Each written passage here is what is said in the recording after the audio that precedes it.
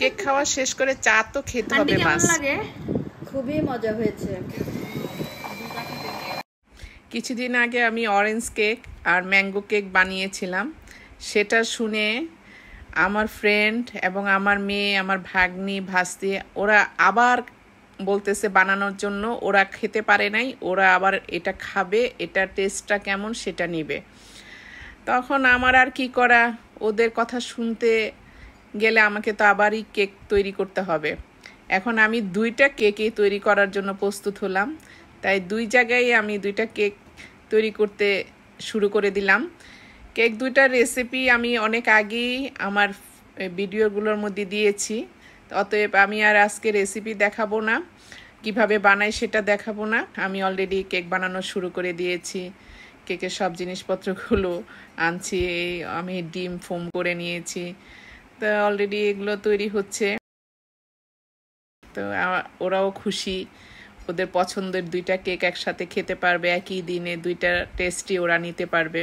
এই কেক 2টা বানানোর ভিডিও যদি দেখতে চান তাইলে আমার পেজে গেলে আগে ভিডিওগুলো দিয়েছি, সে ভিডিও দেখে আসবেন, তাহলে আপনারা রেসিপি পেয়ে যাবেন।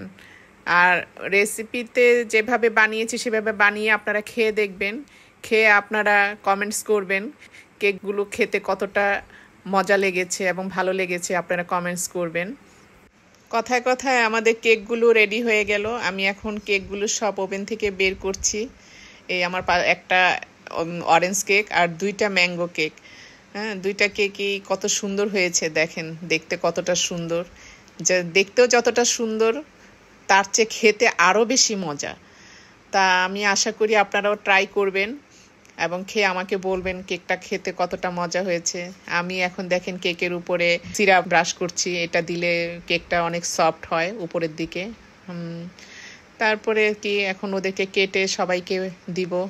তো সবাই খেয়ে দেখেন কি প্রশংসা করে, দেখি কে কি বলে, কার কি মন্তব্য সেটাও একটু শুনি, কারণ ওরা তো আর খায়নি, আজকে প্রথম খাবে, তো ওদেরকে দেই। আন্টি কেমন লাগে? খুবই মজা হয়েছে এবং খাচ্ছি অনেক মজা করে।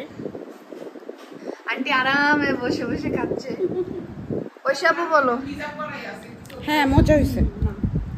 কেক খাওয়া শেষ করে চা তো খেতে হবে মাস্ট, এটাতে কোনো ভুল নাই। ভালো থাকবেন, টাটা, বাই বাই।